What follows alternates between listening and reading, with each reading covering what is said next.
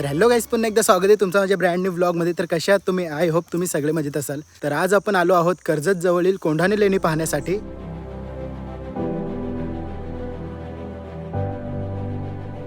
कोंढाणे लेणी ह्या लेणी महाराष्ट्रातील कर्जत तालुक्यात असून सुमारे 2200 वर्ष जुन्या बुद्धिस्ट लेणी आहेत.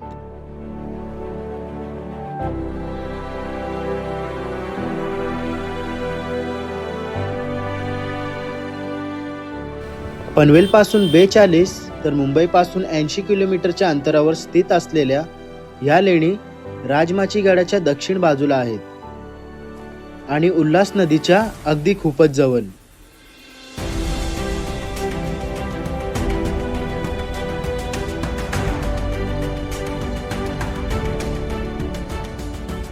आणि आपल्याला तिथे वरती जाण्यासाठी छोटासा ट्रेक देखील करावा लागेल. आणि माझ्यासोबत आहे विष्णू.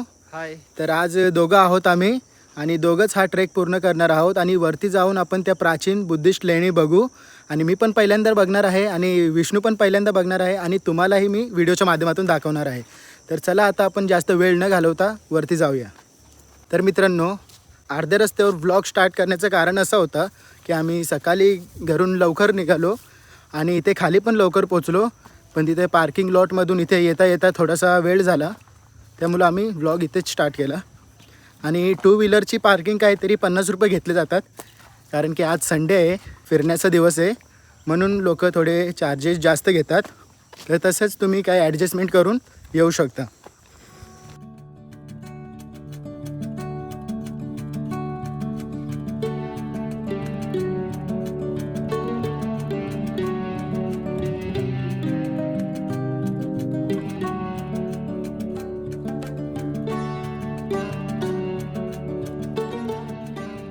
या कर्जत जंगल परिसरात अनेक प्रकारची वनस्पती आपल्याला पाहायला मिळतात. त्यात काही औषधी असतात तर काही विषारी. तर असंच हातापायाकडे नीट लक्ष देत आम्ही निघालो कोंढाणे लेणीच्या दिशेने.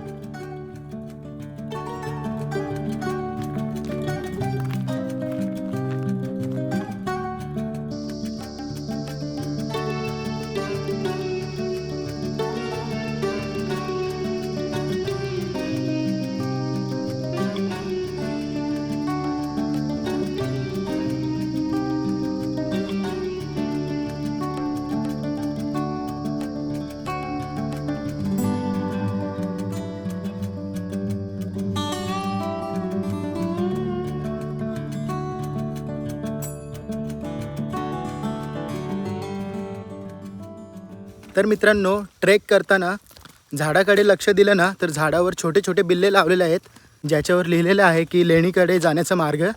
तर थोडंफार लक्ष दिलं ना तर हा ट्रेक आपल्यासाठी खूपच सोपा जाणार आहे आणि जास्त मोठा नाही आहे असं मी ऐकलं आहे. तर हेच दाखवण्याचा प्रयत्न करतो आहे. तर हे बघा समोर, तर असे छोटे छोटे बिल्ले लावलेले आहेत जे आपला रस्ता सोपा करतात.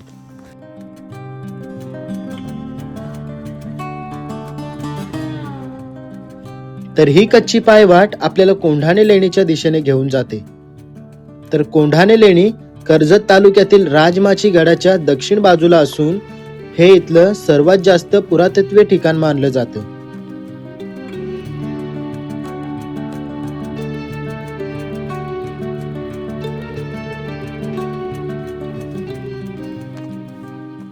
तर खूप सुंदर वातावरण आहे मित्रांनो. आजूबाजूला एकदम हिरवगार आहे आणि हवा पण एकदम थंड लागते. आणि कर्जत थंड हवेचे ठिकाण आहे तर तुम्हाला माहितीच असेल. आणि आपण लवकरच माथेरान सुद्धा करू आणि आपला ट्रेक खूपच सुंदर होत आहे. आणि आपण बघूया वरती अजून आपल्याला काय काय बघायला मिळतंय.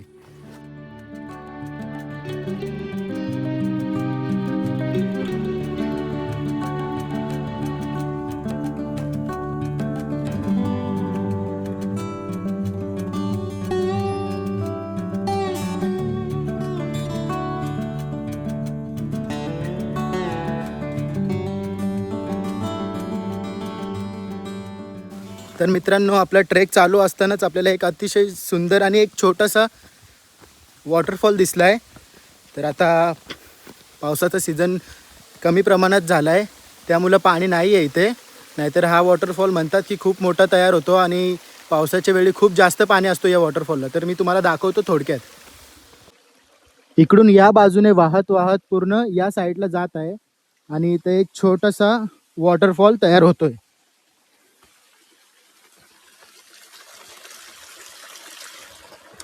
तर आता तर एकदम छोटा दिसतोय, म्हणजे पूर्ण कमी प्रमाणात पाणी आहे. पण जसा पावसाचा सीझन असला किंवा जोरदार पाऊस असला तर हा धोकादायक पण बनतो. तर चला, आता काही धोका नाही आहे, तर आपण आता जाऊया, पुढचा प्रवास गाठूया. आणि चला माझ्या मागे. तर व्लॉग आवडत असेल तर व्लॉगला लाईक नक्कीच करा आणि शेअर सुद्धा करा.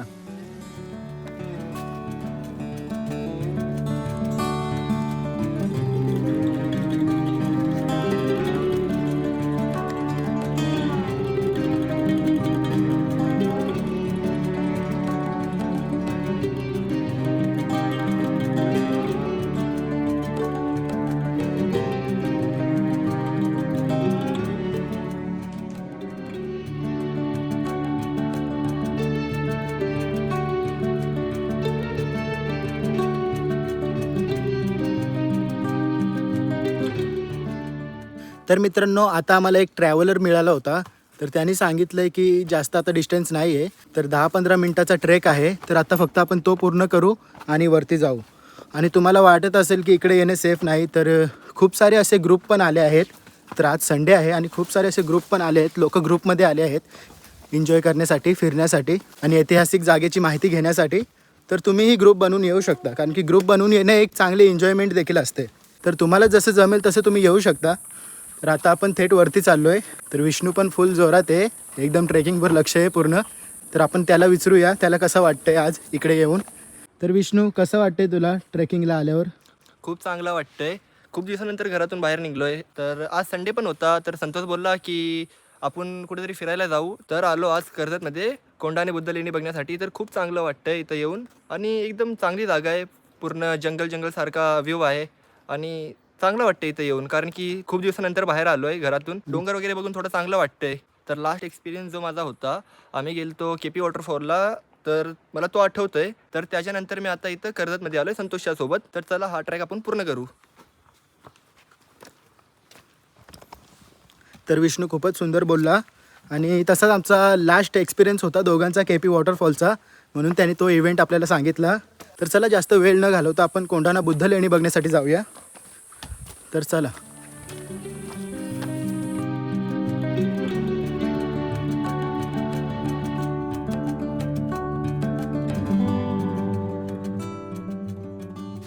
पाच मिनिटच आपण ट्रेक केला आणि पुढं आलो. तर बघा, एक वॉटर क्रॉसिंग आपल्याला भेटलेली आहे. तो बघा विष्णू क्रॉस करतोय. तर जास्त पाणी तर नाही आहे, पण दिसायला सुंदर दिसतंय.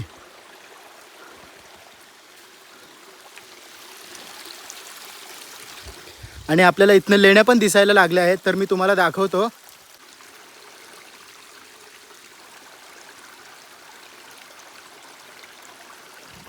तर इथनं थोडक्यातच दिसतंय, पण सुंदर दिसतंय. तर चला आता आपण वरती जाऊया.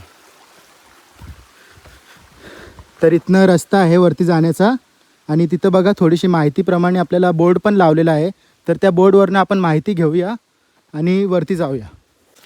तर आता आपण फायनली दगडी पायऱ्यांचं बांधकाम बघू शकतो.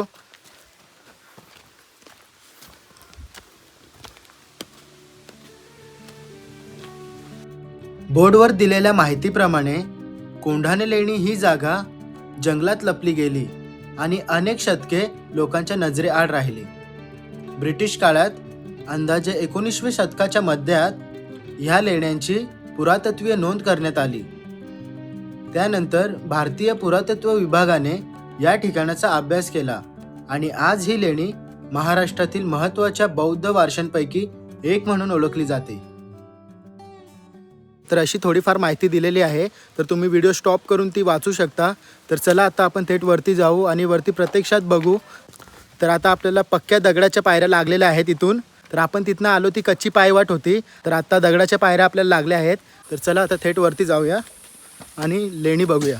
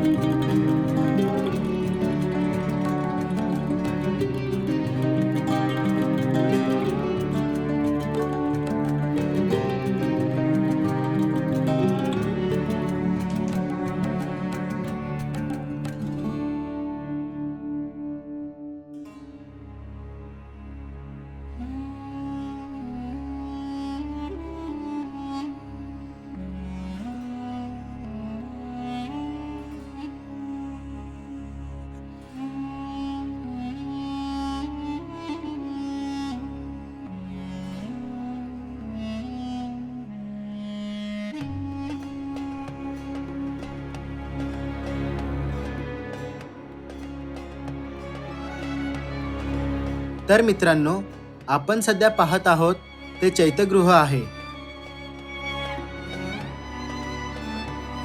चैत्यगृह म्हणजे बौद्ध साधूंचं प्रार्थना आणि ध्यान करण्याची जागा. या ठिकाणी बुद्धांची मूर्ती नसून स्तूप असतो. साधू या स्तूपाभोवती बसून ध्यान व प्रार्थना करत असत. कोंढाणे लेणीतील हे चैत्यगृह साधारणपणे इसवी सन 2ऱ्या शतकात कोरले गेले असल्याचं मानलं जातं. दगडात कोरलेली ही रचना त्या काळातील प्रगत शिल्पकलेचं उत्तम उदाहरण आहे. इथं आपल्याला चैत्य आणि विहारा अशा 2 प्रकारच्या रचना दिसतात. आतमध्ये सुंदर खांब व बारीक रीतीनं केलेलं नक्षीकाम बघून मनाला खूपच जास्त आनंद होतो.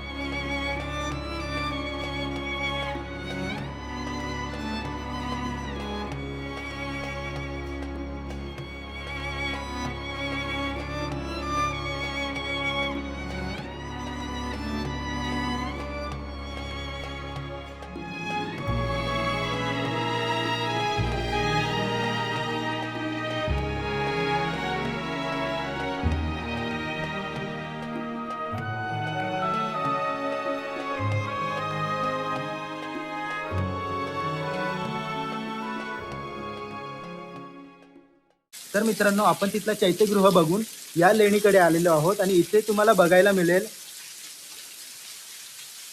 इथे जे मॉन्क होते ना, तर ते इथे जे मेडिटेशन करायचे, तर त्यांची खाण्याची, पिण्याची आणि राहण्याची पूर्ण व्यवस्था इथे होती. तर तुम्ही पाहू शकता.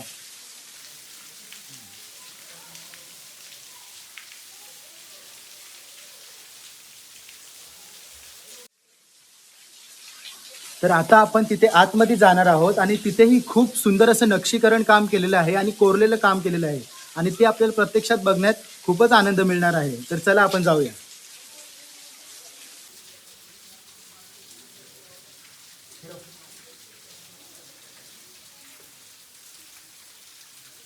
तर मित्रांनो, तर तुम्ही पाहू शकता, तर आपण इथे कोरलेलं नक्षीकाम बघू शकतो आणि इथे त्यांची राहण्याची व्यवस्था होती. जे मॉन्क वगैरे होते ना, तर ते इथेच राहत होते असं आपल्याला दिसून येत आहे. तर चला या बघूया आपण डिटेलमध्ये.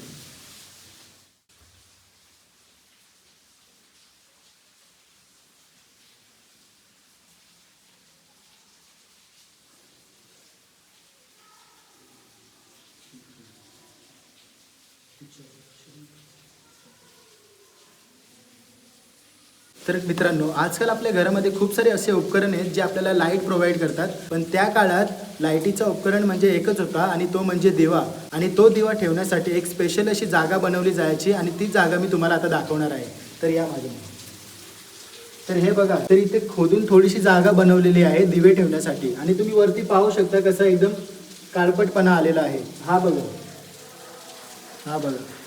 तर आपण ओळखू शकतो की ही दिवे ठेवण्याची जागा होती आणि असे खूप सारे ब्लॉक बनवलेले आहेत. हा एकच ब्लॉक नाही आहे, तर असे खूप सारे असे ब्लॉक आहेत.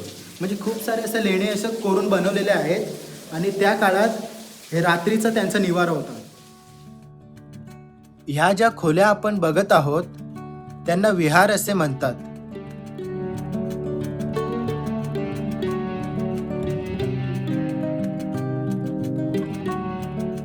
विहार म्हणजे बौद्ध साधूंचं राहण्याचं ठिकाण. पावसाळ्यात साधू इथे राहायचे, अध्ययन करायचे आणि ध्यान देखील करायचे. विहारांमध्ये साध्या खोल्या, बसण्यासाठी दगडी बाक आणि विश्रांतीसाठी जागा दिसते. कोंढाणे लेणीमध्ये असे अनेक विहार आहेत जे त्या काळातील साधं आणि शिस्तबद्ध जीवन दर्शवतात.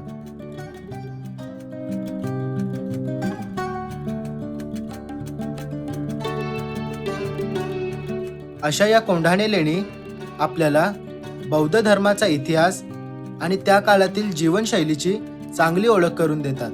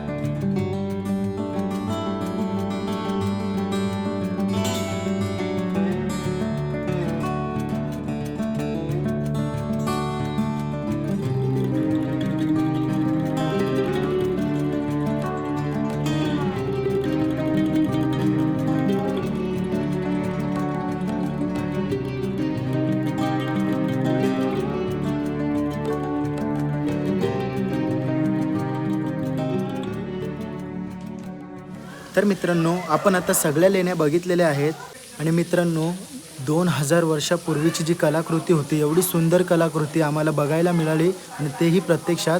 तर खरंच खूप सुंदर वाटलंय. तर चला आता आम्ही निघतो. तर चल विष्णू, जायचं? चल जाऊ. ठीक आहे. तर मित्रांनो, कोंढाणे लेणी बघून खूपच सुंदर वाटला आणि काही राहिलं असेल आमच्याशी तर माफ़ करा आणि काही चुकीचं बोललो असेल तरी माफ़ करा. आणि मला जेवढी माहिती देता आली तेवढी मी दिली आणि काही राहिलं असेल तर तुम्ही गुगल इंटरनेट वगैरे करू शकता. तर हा ब्लॉग कसा वाटला कमेंटमध्ये नक्कीच सांगा आणि चॅनलला नवीन असाल तर सबस्क्राईब करा. तर चला भेटू नेक्स्ट ब्लॉगमध्ये. बाय.